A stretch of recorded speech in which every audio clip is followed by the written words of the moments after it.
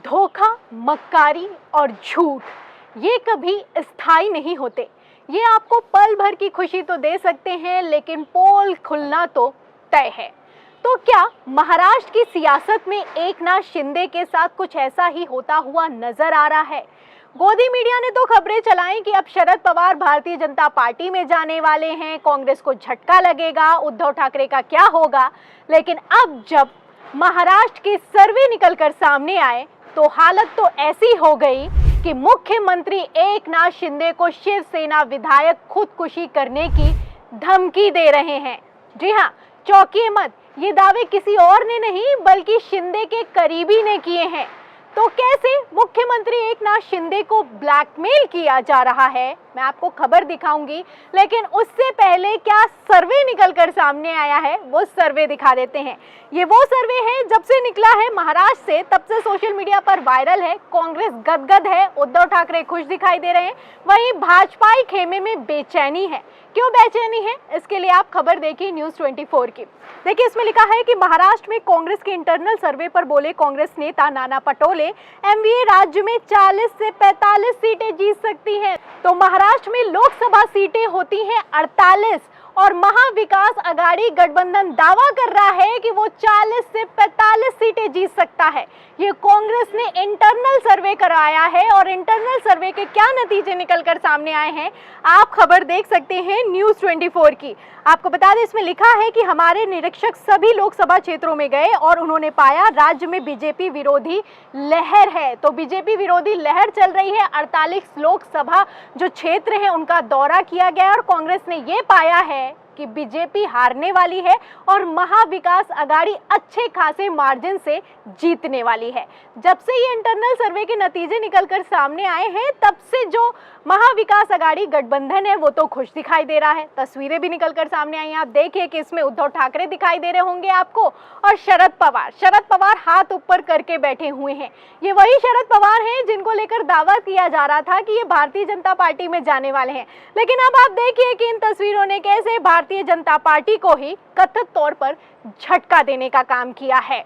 अब तो आलम ये हो चुका है कि एकनाथ शिंदे के जो करीबी हैं वो ये खुलासा करने लगे इस सर्वे के बाद से। ये सर्वे के नतीजे जब से निकलकर सामने आए हैं तब से शिंदे के करीबियों का ये कहना है कि मुख्यमंत्री एकनाथ शिंदे की भी बीजेपी के साथ जाकर हालत ठीक नहीं है। बेचारे तो ब्लैकमेल होने को मजबूर है। तो एकनाथ शिंदे की क्या हालत है आपको आगे मैं खबर दिखाऊंगी, लेकिन सबसे पहले बात इस सर्वे पर ही कर लेते हैं। आप खबर देखिएगा वन इंडिया की। देखिए, इसमें लिखा है कि महाराष्ट्र कांग्रेस के आंतरिक सर्वे के मुताबिक बीजेपी को मिलेंगी कितनी सीटें, जानिए। कांग्रेस में 2024 के लोकसभा चुनावों से पहले महाराष्ट्र की सभी 48 संसदीय सीटों पर आंतरिक सर्वे कराया गया है। कांग्रेस पर्यवेक्षकों ने एक सर्वे एनसीपी के अजीत पवार गुट के भाजपा शिवसेना गठबंधन सरकार में शामिल होने के बाद कराया है, जिसके नतीजे बीजेपी के लिए किसी बड़े झटके से कम नहीं है। तो आपको बता दूं कि कोई पुराना सर्वे नहीं उठाकर कांग्रेस ने जारी कर दिया है। जब अजीत पवार ने ज्वाइन कर लिया है भारतीय जनता पार्टी को, उसके बाद ये सर्वे करवाया गया है। और सर्वे के नतीजे क्या कहते हैं, क्यों झटका लग रहा है भारतीय जनता पार्टी को, ध्यान से सुनिएगा।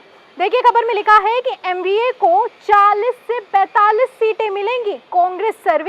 कांग्रेस के इस आंतरिक सर्वे के आधार पर पार्टी की ओर से दावा किया गया है कि प्रदेश में महाविकास आघाड़ी यानी शिवसेना, शरद पवार की अगुवाई वाली एनसीपी और कांग्रेस गठबंधन को अगले लोकसभा चुनाव में 40 से लेकर 45 सीटें तक मिल सकती हैं। तो महाराष्ट्र के लिए बीजेपी ने क्या कुछ नहीं किया, ये किसी से छुपा नहीं है। लेकिन अब हालत क्या हो चुकी है आप देख सकते हैं। अब आप यहाँ पर कहेंगे ये तो कांग्रेस का आंतरिक सर्वे है, अब कांग्रेस ये तो कहेगी नहीं कि हम हार रहे हैं। तो मैं आपको कांग्रेस से इतर साकाल न्यूज का एक सर्वे दिखाती हूँ। ये जो साकाल न्यूज है ये महाराष्ट्र में काफी लोकप्रिय है और साकाल न्यूज का क्या सर्वे है ये भी देख लीजिए। आपको एक और सर्वे मैं दिखाती हूँ, सर्वे आप देखिएगा साकाल का। खबर आप देखिए हिंदुस्तान की। देखिए, इसमें लिखा है कि महाराष्ट्र में आज हो चुनाव, बीजेपी शिंदे सरकार हो जाएगी साफ। साकाल ग्रुप के सर्वे में एनडीए से एमवीए को 8% ज्यादा वोट मिल रहे हैं। तो 8% ज्यादा मिल रहे हैं महाविकास अघाड़ी गठबंधन को मोदी जी के गठबंधन के मुकाबले। ये साकाल न्यूज का सर्वे है और ये सर्वे 2023 मई के महीने में किया गया है। उसके बाद अब कांग्रेस का सर्वे निकलकर सामने आया है। कांग्रेस का सर्वे भी साकाल से मिलता जुलता है। आपको बता दूं कि साकाल ने जो सर्वे करता है इसकी इतनी महत्ता है कि जब विधानसभा चुनाव में इसने सर्वे किए थे वो बिल्कुल सटीक साबित हुए थे। फिलहाल क्या सर्वे अब है लोकसभा चुनाव को लेकर वो भी मैं आपको बता देती हूँ। देखिएगा, खबर में आगे लिखा है कि सर्वे के नतीजे बता रहे हैं कि राज्य के मुख्यमंत्री एकनाथ शिंदे को तगड़ा झटका लग सकता है, जबकि सर्वे में सबसे ज्यादा फायदा बीजेपी को मिलता हुआ दिखाई दे रहा है। बीजेपी को फायदा क्यों है, इसके लिए सुनिए कि सर्वे के मुताबिक अगर आज के समय में चुनाव होता है तो राज्य में बीजेपी नंबर 1 पार्टी बनेगी, क्योंकि नंबर 1 पार्टी बन रही है लेकिन फिर भी बीजेपी हार जाएगी क्योंकि बीजेपी का गठबंधन हार रहा है। आपको बता दूं कि बीजेपी को 33.8% वोट मिल रहे हैं, जबकि एकनाथ शिंदे की धड़े वाली शिवसेना को महज 5.5%।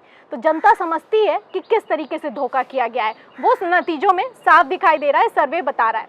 आगे देखिए, इसमें लिखा है कि इस तरह पूरे एनडीए को सिर्फ 39.3% वोट शेयर मिल रहा है। और अगर बात की जाए महाविकास अघाड़ी गठबंधन की तो आप देखिए कि 47.7% वोट शेयर मिलता हुआ दिखाई दे रहा है। ये साकाल न्यूज का सर्वे है।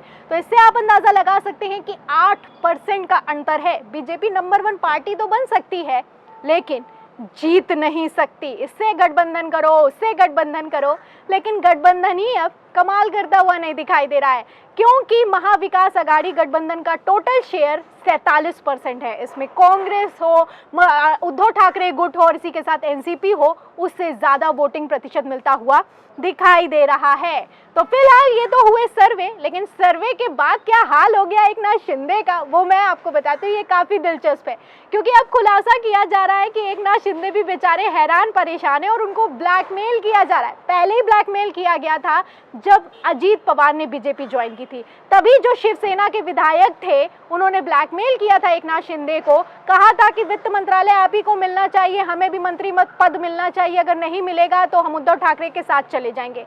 कई खबरें निकलकर सामने आई, हमने आपको फुल अपडेट किया। लेकिन अब जो ब्लैकमेल किया जा रहा है वो अलग ही लेवल का है। क्या कहना है एकनाथ शिंदे के करीबी का, सुनिएगा। खबर देखिए हिंदुस्तान की। खबर में आप देखिए लिखा है कि शिवसेना विधायकों ने एकनाथ शिंदे को ब्लैकमेल कर ले लिए मंत्री पद, करीबी ने किया खुलासा। तो जो मंत्री पद बांटे गए हैं, जो एकनाथ शिंदे ने दिलवाए हैं बीजेपी से, वो ब्लैकमेल करके दिलवाए गए हैं, क्योंकि एकनाथ शिंदे को पहले ही ब्लैकमेल कर दिया गया था। और एकनाथ शिंदे अगर ब्लैकमेल नहीं होते तो क्या ही करते, ये भी आप समझ ही सकते हैं कि बेचारे घर के रहे ना घाट की वाली स्थिति में फंस चुके हैं। फिलहाल क्या कहना है जो भरत गोगावले हैं, ये एकनाथ शिंदे के करीबी हैं, उनका क्या बयान निकलकर सामने आया है, सुनिए।